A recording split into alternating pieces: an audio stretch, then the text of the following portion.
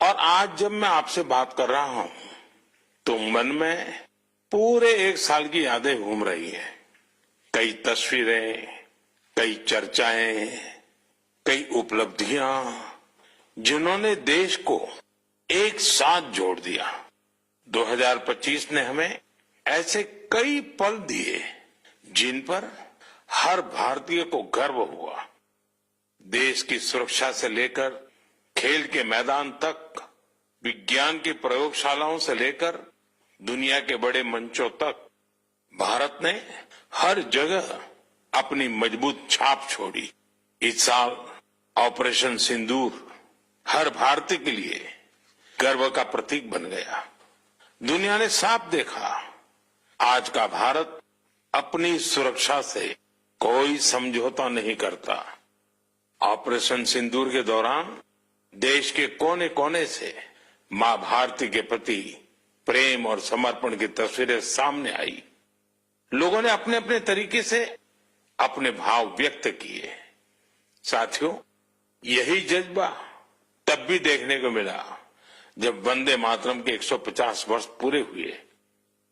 मैंने आपसे आग्रह किया था कि हैशटैग वंदे मातरम 150 के साथ अपने संदेश और सुझाव भेजे। देशवासियों ने इस अभियान में बढ़ चढ़कर हिस्सा लिया। साथियों, 2025 खेल के लिहाज से भी एक यादगार साल रहा। हमारी पुरुष क्रिकेट टीम ने आईसीसी चैंपियंस ट्रॉफी जीती। महिला क्रिकेट टीम ने पहली बार विश्व कप अपने नाम किया। भारत की बेटियों ने women's blind T20 world cup जीतकर इतिहास रच दिया। एशिया कप T20 में भी तिरंगा शान से लहराया। पैरा एथलीटों ने विश्व चैंपियनशिप में कई पदक जीतकर ये साबित किया कि कोई बाधा हौसलों को नहीं रोक सकती। विज्ञान और अंतरिक्ष क्षेत्र में भी भारत ने बड़ी छलांग लगाई। शुभांशु शुक्ला पहले भारतीय बने जो इंटरनेशनल स्पेस स्टेशन तक पहुंचे। पर्यावरण संरक्षण और वन्य जीवों की सुरक्षा से जुड़े कई प्रयास भी 2025 की पहचान बने। भारत में चीतों की संख्या भी अब 30 से ज्यादा हो गई है। 2025 में आस्था, संस्कृति और भारत की अद्वितीय विरासत सब एक साथ दिखाई दी। साल के शुरुआत में प्रयागराज महाकुंभ के आयोजन ने पूरी दुनिया को चकित किया। साल के अंत में अयोध्या में राम मंदिर पर ध्वजारोहण के कार्यक्रम ने हर भारतीय को गर्व से भर दिया। स्वदेशी को लेकर भी लोगों का उत्साह खूब दिखाई दिया। लोग वही सामान खरीद रहे हैं जिसमें किसी भारतीय का पसीना लगा हो और जिसमें भारत की मिट्टी की सुगंध हो। आज हम गर्व से कह सकते हैं 2025 ने भारत को और अधिक आत्मविश्वास दिया है। ये बात भी सही है, इस वर्ष प्राकृतिक आपदाएं हमें झेलनी पड़ी, अनेक क्षेत्रों में झेलनी पड़ी। अब देश 2026 में नई उम्मीदों, नए संकल्पों के साथ आगे बढ़ने को तैयार है। मेरे प्यारे देशवासियों, आज दुनिया भारत को बहुत आशा के साथ देख रही है। भारत से उम्मीद की सबसे बड़ी वजह है हमारी युवा शक्ति। विज्ञान के क्षेत्र में हमारी उपलब्धियां, नए नए इनोवेशन, टेक्नोलॉजी का विस्तार, इनसे दुनिया भर के देश बहुत प्रभावित हैं। साथियों, भारत के युवाओं में हमेशा कुछ नया करने का जुनून है और वो उतने ही जागरूक भी हैं। मेरे युवा साथी कई बार मुझसे ये पूछते हैं कि नेशन बिल्डिंग में वो अपना योगदान और कैसे बढ़ाएं, वो कैसे अपने आइडिया शेयर कर सकते हैं। कई साथी पूछते हैं कि मेरे सामने वो अपने आइडियाज का प्रेजेंटेशन कैसे दे सकते हैं। हमारे युवा साथियों की इस जिज्ञासा का समाधान है विकसित भारत यंग लीडर्स डायलॉग। पिछले साल इसका पहला एडिशन हुआ था। अब कुछ दिन बाद उसका दूसरा एडिशन होने वाला है। अगले महीने की 12 तारीख को स्वामी विवेकानंद जी की जयंती के अवसर पर राष्ट्रीय युवा दिवस मनाया जाएगा। इसी दिन यंग लीडर्स डायलॉग का भी आयोजन होगा और मैं भी इसमें जरूर शामिल होऊंगा। इसमें हमारे युवा इनोवेशन, फिटनेस, स्टार्टअप और एग्रीकल्चर जैसे महत्वपूर्ण विषयों पर अपने आइडियाज शेयर करेंगे। मैं इस कार्यक्रम को लेकर बहुत ही उत्सुक हूं। साथियों, मुझे ये देखकर अच्छा लगा कि इस कार्यक्रम में हमारे युवाओं की भागीदारी बढ़ रही है।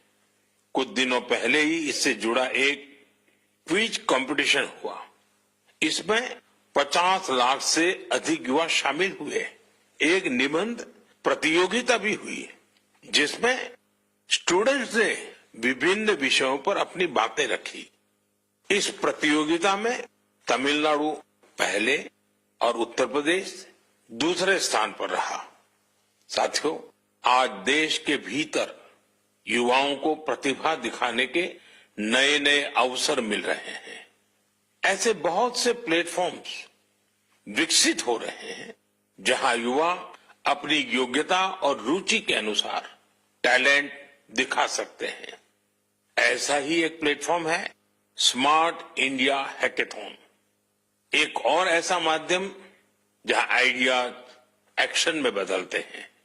साथियों, स्मार्ट इंडिया हैकेथॉन 2025 का समापन इसी महीने हुआ है।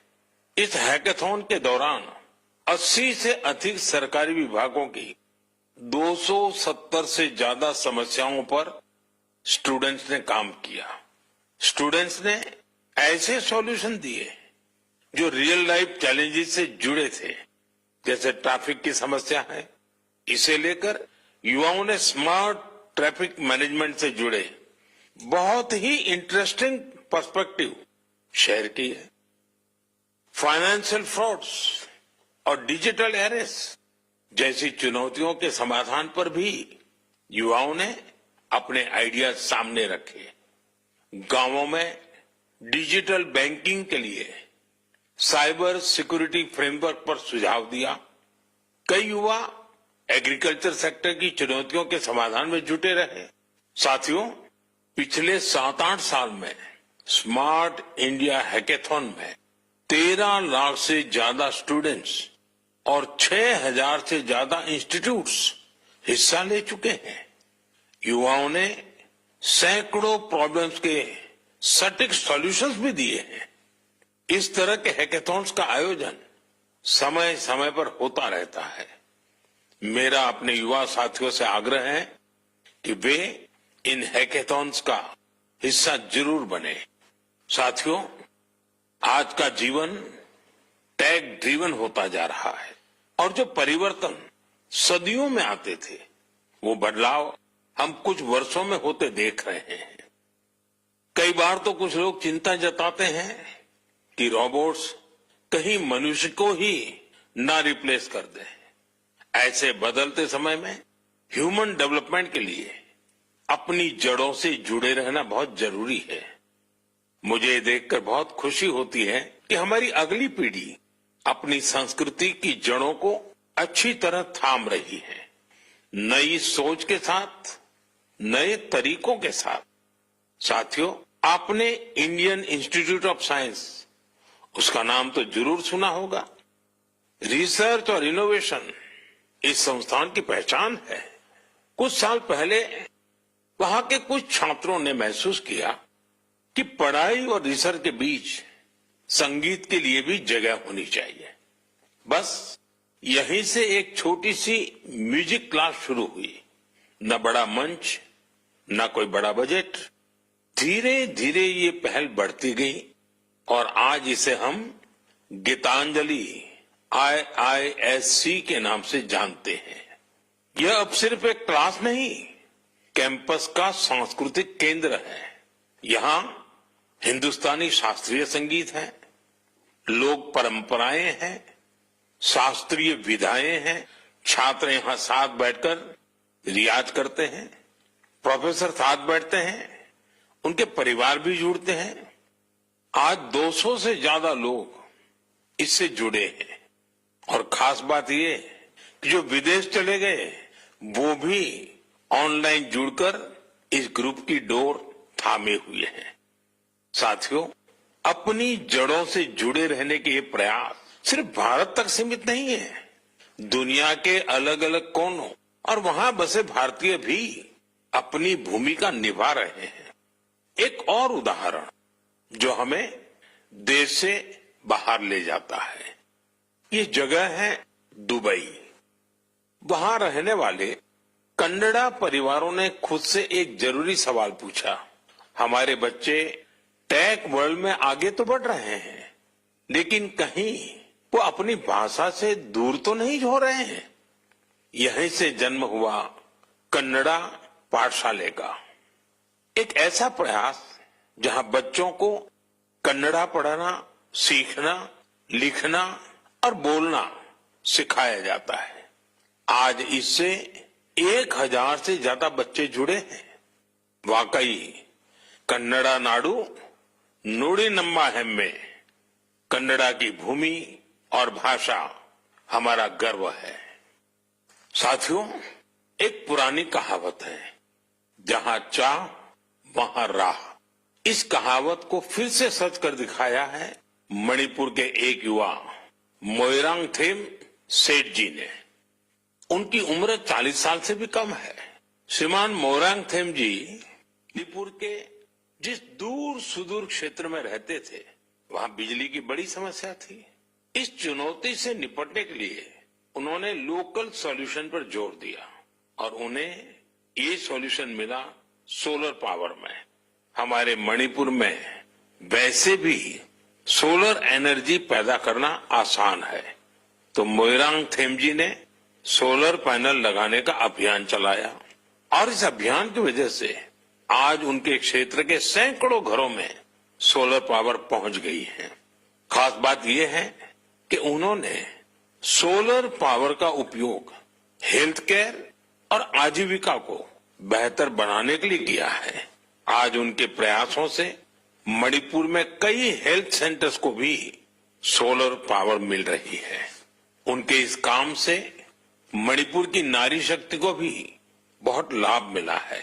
स्थानीय मछुआरों और कलाकारों को भी इससे मदद मिली है। साथियों, आज सरकार पीएम सूर्यघर मुफ्त बिजली योजना के तहत हर लाभार्थी परिवार को सोलर पैनल लगाने के लिए करीब करीब 75 से 80 हजार रुपए दे रही है। मोइरांगथेम जी के ये प्रयास यूं तो व्यक्तिगत प्रयास है, लेकिन सोलर पावर से जुड़े हर अभियान को नई गति दे रहे हैं। मैं मन की बात के माध्यम से उन्हें अपनी शुभकामनाएं देता हूं। मेरे प्यारे देशवासियों, आइए अब जरा हम जम्मू कश्मीर की तरफ चलते हैं। जम्मू कश्मीर की सांस्कृतिक और ऐतिहासिक विरासत, उसकी एक ऐसी गाथा साझा करना चाहता हूं जो आपको गर्व से भर देगी। जम्मू कश्मीर के बारामूला में जेहनपोरा नाम की एक जगह है। वहां लोग बरसों से कुछ ऊंचे ऊंचे टीले देखते आ रहे थे। साधारण से टीले, किसी को नहीं पता था कि क्या है। फिर एक दिन आर्कियोलॉजिस्ट की नजर इन पर पड़ी। जब उन्होंने इस इलाके को ध्यान से देखना शुरू किया तो ये टीले कुछ अलग लगे। इसके बाद इन टीलों का वैज्ञानिक अध्ययन शुरू किया गया। ड्रोन के जरिए ऊपर से तस्वीरें ली गई, जमीन की मैपिंग की गई और फिर कुछ हैरान करने वाली बातें सामने आने लगी। पता चला ये टीले प्राकृतिक नहीं है, ये इंसान द्वारा बनाई गई किसी बड़ी इमारत के अवशेष है। इसी दौरान एक और दिलचस्प कड़ी जुड़ी। कश्मीर से हजारों किलोमीटर दूर फ्रांस के एक म्यूजियम के आर्काइव में एक पुराना धुंधला सा चित्र मिला। बारामूला के उस चित्र में 3 बौद्ध स्तूप नजर आ रहे थे। यहीं से समय ने करवट ली। और कश्मीर का एक गौरवशाली अतीत हमारे सामने आया। ये करीब 2000 साल पुराना इतिहास है। कश्मीर के जहनपोरा का ये बौद्ध परिसर हमें याद दिलाता है कश्मीर का अतीत क्या था, उसकी पहचान कितनी समृद्ध थी। मेरे प्यारे देशवासियों, अब मैं आपसे भारत से हजारों किलोमीटर दूर एक ऐसे प्रयास की बात करना चाहता हूं जो दिल को छू लेने वाला है। फिजी में भारतीय भाषा और संस्कृति के प्रसार के लिए एक सराहनीय पहल हो रही है। वहां की नई पीढ़ी को तमिल भाषा से जोड़ने के लिए कई स्तरों पर लगातार प्रयास किए जा रहे हैं। पिछले महीने फिजी के राकी इलाके में वहां के एक स्कूल में पहली बार तमिल दिवस मनाया गया। उस दिन बच्चों को एक ऐसा मंच मिला जहां उन्होंने अपनी भाषा पर खुले दिल से गौरव व्यक्त किया। बच्चों ने तमिल में कविताएं सुनाई, भाषण दिए और अपनी संस्कृति को पूरे आत्मविश्वास के साथ मंच पर उतारा। साथियों, देश के भीतर भी तमिल भाषा के प्रचार के लिए लगातार काम हो रहा है। कुछ दिन पहले ही मेरे संसदीय क्षेत्र काशी में चौथा काशी तमिल संगमम हुआ। अब मैं आपको एक ऑडियो क्लिप सुनाने जा रहा हूं। आप सुनिए और अंदाजा लगाइए तमिल बोलने की कोशिश कर रहे ये बच्चे कहाँ के हैं। वणक्कम। भारत அரசாங்கத்தால் ஒரே பாரதம் உன்னத பாரதம் நடத்தப்பட்ட காசி தமிழ் சங்கமம் 4 தமிழ் கற்போம் நான் ரொம்ப கார்க்கே உதாரணத்துக்கு ಏನು ತಮಿಳಿಲ್ ಇಂಟ್ರೊಡಕ್ಷನ್ काशियोड़ भूमिल नानु पायल पटेल और सुकिन्स इंटर कॉलेज की मानवी अनेवरकुम येन वणक्कम। साथियों, आपको जानकर हैरानी होगी तमिल भाषा में इतनी सहजता से अपनी बात रखने वाले ये बच्चे काशी के हैं, वाराणसी के हैं। इनकी मातृभाषा हिंदी है, लेकिन तमिल भाषा के प्रति लगाव ने इन्हें तमिल सीखने के लिए प्रेरित किया है। इस साल वाराणसी में काशी तमिल संगमम के दौरान तमिल सीखने पर खास जोर दिया गया था। लर्न तमिल, तमिल कराकलम, इस थीम के तहत वाराणसी के 50 से ज्यादा स्कूलों में विशेष अभियान भी चलाए गए। इसी का नतीजा हमें इस ऑडियो क्लिप में सुनाई देता है। एन्न पेर वैष्णव नान निवेदिता शिक्षा सदन बालिका इंटर कॉलेज वाराणसी पढ़िक्किरेन। नान काशी तमिल कर्कलाम 4.0 ला तमिल भाषा टिक्कावुम इल्लुवम करेन। इंधा वयपुक्क पराधान नरेंद्र मोदी अवगलेकु नान नंटी सोलिगरेन। साथियों, तमिल भाषा दुनिया की सबसे प्राचीन भाषा है। तमिल साहित्य भी अत्यंत समृद्ध है। मैंने मन की बात में काशी तमिल संगमम में भाग लेने का आग्रह किया था। मुझे खुशी है कि आज देश के दूसरे हिस्सों में भी बच्चों और युवाओं के बीच तमिल भाषा को लेकर नया आकर्षण दिख रहा है। यही भाषा की ताकत है, यही भारत की एकता है। साथियों, अगले महीने हम देश का 77वां गणतंत्र दिवस मनाएंगे। जब भी ऐसे अवसर आते हैं तो हमारा मन स्वतंत्रता सेनानियों और संविधान निर्माताओं के प्रति कृतज्ञता के भाव से भर जाता है। हमारे देश ने आजादी पाने के लिए लंबा संघर्ष किया है। आजादी के आंदोलन में देश के हर हिस्से के लोगों ने अपना योगदान दिया है, लेकिन दुर्भाग्य से आजादी के अनेकों नायक नायिकाओं को वो सम्मान नहीं मिला जो उन्हें मिलना चाहिए था। ऐसी ही एक स्वतंत्रता सेनानी है ओडिशा की पार्वती गिरी जी। जनवरी 2026 में उनकी जन्म शताब्दी मनाई जाएगी। उन्होंने 16 वर्ष की आयु में भारत छोड़ो आंदोलन में हिस्सा लिया था। साथियों, आजादी के आंदोलन के बाद पार्वती गिरी जी ने अपना जीवन समाज सेवा और जनजातीय कल्याण को समर्पित कर दिया था। उन्होंने कई अनाथालयों की स्थापना की। उनका प्रेरक जीवन हर पीढ़ी का मार्गदर्शन करता रहेगा। मैं पार्वती गिरी जी को श्रद्धांजलि अर्पण करूं छी। साथियों, ये हमारा दायित्व है कि हम अपनी विरासत को न भूलें। हम आजादी दिलाने वाले नायक नायिकाओं की महान गाथा को अगली पीढ़ी तक पहुंचाए।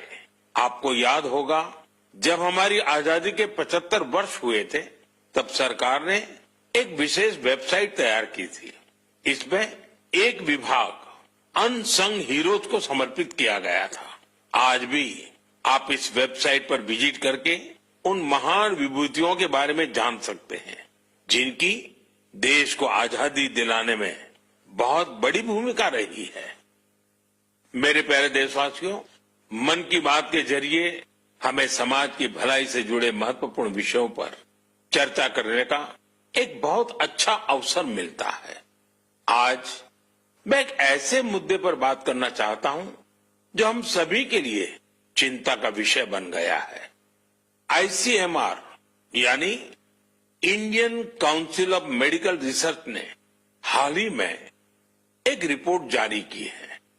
इसमें बताया गया है कि निमोनिया और UTI जैसी कई बीमारियों के खिलाफ एंटीबायोटिक दवाएं कमजोर साबित हो रही हैं। हम सभी के लिए यह बहुत ही चिंताजनक है। रिपोर्ट के मुताबिक इसका एक बड़ा कारण लोगों द्वारा बिना सोचे समझे एंटीबायोटिक दवाओं का सेवन है। एंटीबायोटिक ऐसी दवाएं नहीं हैं जिन्हें यूं ही ले लिया जाए। इनका इस्तेमाल डॉक्टर की सलाह से ही करना चाहिए। आजकल लोग यह मानने लगे हैं कि बस एक गोली ले लो, हर तकलीफ दूर हो जाएगी। यही वजह है कि बीमारियां और संक्रमण इन एंटीबायोटिक दवाओं पर भारी पड़ रहे हैं। मैं आप सभी से आग्रह करता हूं कि कृपया अपनी मनमर्जी से दवाओं का इस्तेमाल करने से बचें। एंटीबायोटिक दवाओं के मामले में तो इस बात का ध्यान रखना बहुत जरूरी है। मैं तो यही कहूंगा, मेडिसिन्स के लिए गाइडेंस और एंटीबायोटिक्स के लिए डॉक्टर्स की जरूरत है। ये आदत आपकी सेहत को बेहतर बनाने में बहुत मददगार साबित होने वाली है। मेरे प्यारे देशवासियों, हमारी पारंपरिक कलाएं समाज को सशक्त करने के साथ ही लोगों की आर्थिक प्रगति का भी बड़ा माध्यम बन रही है। आंध्र प्रदेश के नारसापुरम जिले की लेस क्राफ्ट की चर्चा अब पूरे देश में बढ़ रही है। ये लेस क्राफ्ट कई पीढ़ियों से महिलाओं के हाथों में रही है। बहुत धैर्य और बारीकी के साथ देश की नारी शक्ति ने इसका संरक्षण किया है। आज इस परंपरा को एक नए रंग रूप के साथ आगे ले जाया जा रहा है। आंध्र प्रदेश सरकार और नाबार्ड मिलकर कारीगरों को नए डिजाइन सिखा रहे हैं, बेहतर स्किल ट्रेनिंग दे रहे हैं और नए बाजार से जोड़ रहे हैं। नारसापुरम लेस को GI टैग भी मिला है। आज इससे 500 से ज्यादा प्रोडक्ट्स बन रहे हैं और 250 से ज्यादा गांवों में करीब करीब 1 लाख महिलाओं को इससे काम मिल रहा है। साथियों, मन की बात ऐसे लोगों को सामने लाने का भी मंच है जो अपने परिश्रम से न सिर्फ पारंपरिक कलाओं को आगे बढ़ा रहे हैं, बल्कि इससे स्थानीय लोगों को सशक्त भी कर रहे हैं। मणिपुर के चुराचांदपुर में मार्गरेट राम थारसी MG, उनके प्रयास ऐसे ही हैं। उन्होंने मणिपुर के पारंपरिक उत्पादों को, वहां के हैंडीक्राफ्ट को, बांस और लकड़ी से बनी चीजों को एक बड़े विजन के साथ देखा और इसी विजन के कारण वो एक हैंडीक्राफ्ट आर्टिस्ट से लोगों के जीवन को बदलने का माध्यम बन गई। आज मार्गरेट जी की यूनिट, उसमें 50 से ज्यादा आर्टिस्ट काम कर रहे हैं और उन्होंने अपनी मेहनत से दिल्ली समेत देश के कई राज्यों में अपने प्रोडक्ट्स का एक मार्केट भी डेवलप किया है। साथियों, मणिपुर से ही एक और उदाहरण, सेनापति जिले की रहने वाली चोखोने क्रिचेना जी का है। उनका पूरा परिवार परंपरागत खेती से जुड़ा रहा है। क्रिचेना ने इस पारंपरिक अनुभव को एक और विस्तार दिया। उन्होंने फूलों की खेती को अपना पैशन बनाया। आज वो इस काम से अलग अलग मार्केट्स को जोड़ रही है और अपने इलाके की लोकल कम्युनिटीज को भी एम्पावर कर रही है। साथियों, ये उदाहरण इस बात का पर्याय है कि अगर पारंपरिक ज्ञान को आधुनिक विजन के साथ आगे बढ़ाएं तो ये आर्थिक प्रगति का बड़ा माध्यम बन जाता है। आपके आसपास भी ऐसी सक्सेस स्टोरीज हो तो मुझे जरूर शेयर करिए। साथियों, हमारे देश की सबसे खूबसूरत बात यह है कि साल भर हर समय देश के किसी न किसी हिस्से में उत्सव का माहौल रहता है। अलग अलग पर्व त्योहार तो है ही, साथ ही विभिन्न राज्यों के स्थानीय उत्सव भी आयोजित होते रहते हैं। यानी अगर आप घूमने का मन बनाएं तो हर समय देश का कोई न कोई कोना अपने यूनिक उत्सव के साथ तैयार मिलेगा। ऐसा ही एक उत्सव इन दिनों कच्छ के रण में चल रहा है। इस साल कच्छ रणोत्सव का यह आयोजन 23 नवंबर से शुरू हुआ है, जो 20 फरवरी तक चलेगा। यहां कच्छ की लोक संस्कृति, लोक संगीत, नृत्य और हस्तशिल्प की विविधता दिखाई देती है। कच्छ के सफेद रण की भव्यता देखना अपने आप में एक सुखद अनुभव है। रात के समय जब सफेद रण के ऊपर चांदनी फैलती है, वहां का दृश्य अपने आप में मंत्र मुग्ध कर देने वाला होता है। रण उत्सव का टेंट सिटी बहुत लोकप्रिय है। मुझे जानकारी मिली है कि पिछले एक महीने में अब तक 2 लाख से ज्यादा लोग रणोत्सव का हिस्सा बन चुके हैं और देश के कोने कोने से आए हैं, विदेश से भी लोग आए हैं। आपको जब भी अवसर मिले तो ऐसे उत्सवों में जरूर शामिल हो और भारत की विविधता का आनंद उठाएं। साथियों, 2025 में मन की बात का ये आखिरी एपिसोड है। अब हम साल 2026 में ऐसे ही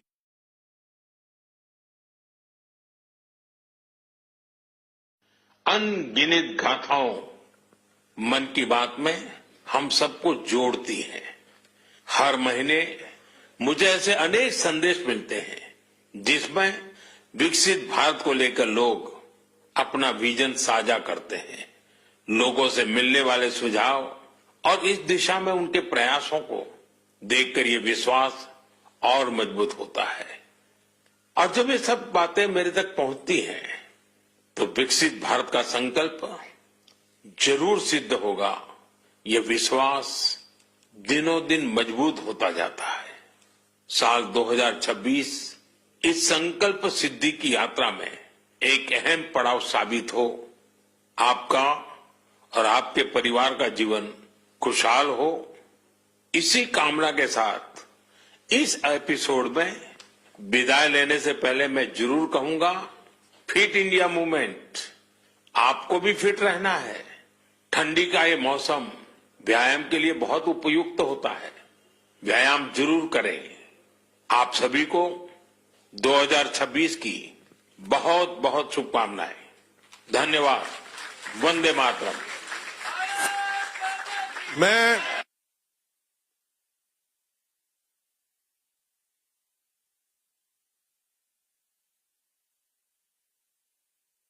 सभी जो गणमान्य व्यक्ति हैं उन अगर आपने हमारा अभी तक चैनल सब्सक्राइब नहीं किया है तो कृपया चैनल सब्सक्राइब कर लें, लाइक करें, शेयर करें, कमेंट करें। तो मिलते हैं फिर किसी और खबरों के साथ।